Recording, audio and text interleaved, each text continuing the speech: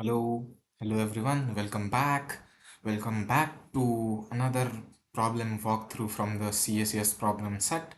So today we are going to solve this question named building teams from the CSS problem set, that too from the graphs section. So let us read the problem.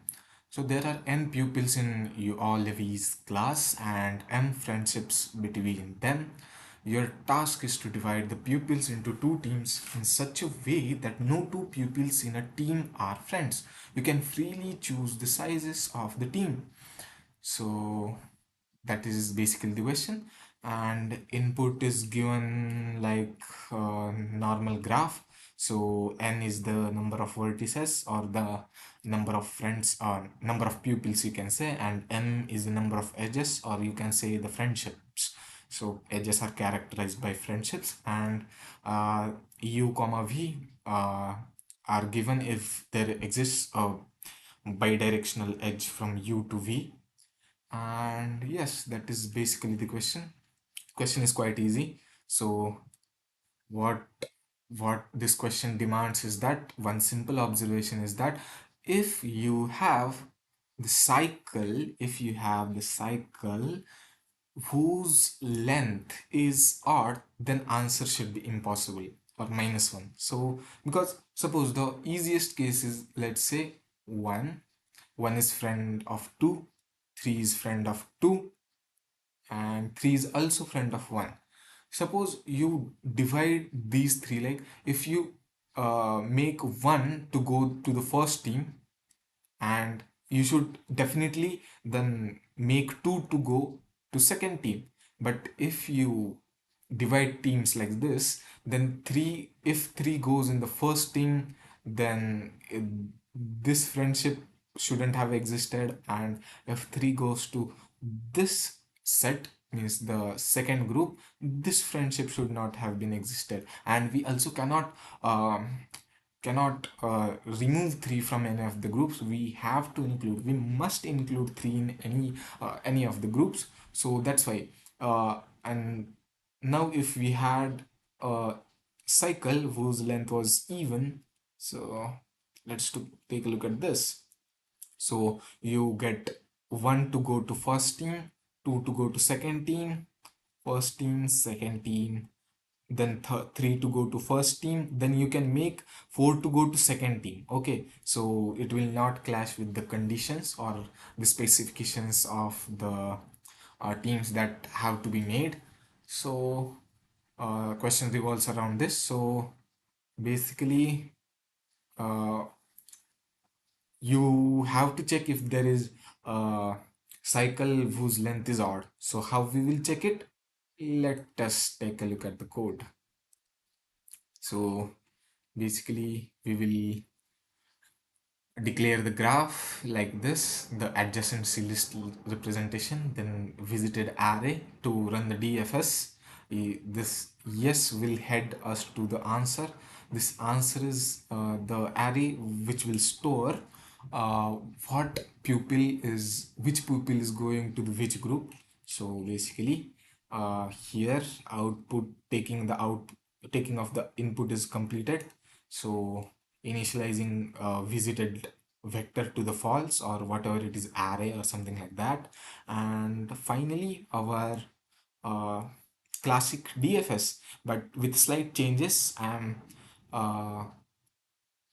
what they called I am using this bool called yes to track the track if it is possible to make track if there is no cycle of the odd length. So basically this classical DFS, and while traveling the DFS you have to switch the colors, right? You have to toggle the colors between 1 and 2 because parent and child should have different color, and that's why it brings to this for loop. If visited of child is true and child is parent, then we simply continue. This condition is there. Suppose you have graph like this, 1 2 and something something something.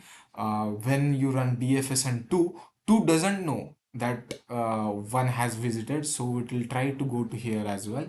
So we have to avoid running DFS on the one again. So this if condition is basically doing that work.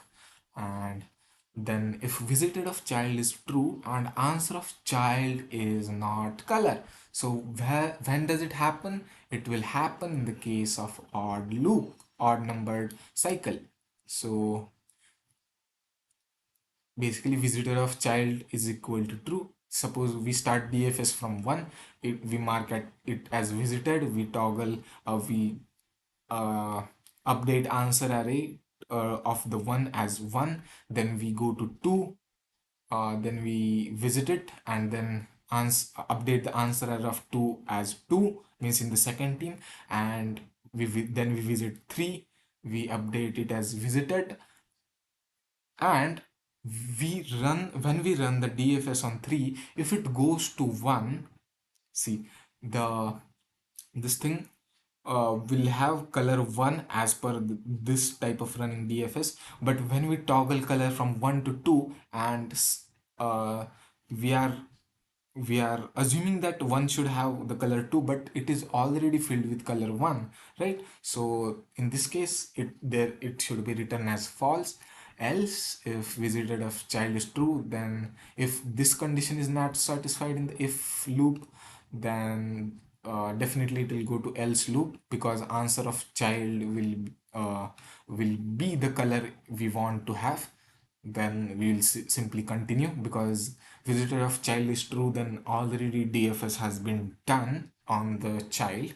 So otherwise we visit the child as true, we mark the array we mark the visited of child as true, then run the DFS on this child, vertex and color. Remember, we have toggled color from 1 to 2 or 2 to 1, whatever it is, initially only, so we don't have to do it here. So yes and is equal to DFS of child, and after running all of this, finally returning 0, returning true. If it didn't return false, it will definitely return the true. So initializing yes as true, and then taking and for every connected component.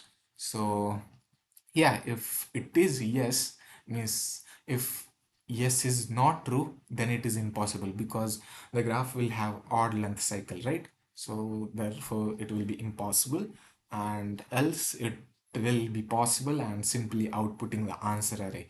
That is it. So this was nicely accepted, and we used the concept of this DFS to solve this problem, concept of DFS and the connected components.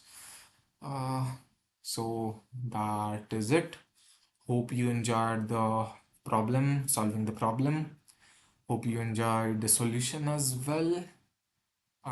Nice to see you on the channel. Consider liking and subscribing to our channel. Consider liking the video, subscribe to our channel, and hope I see you again. Yes.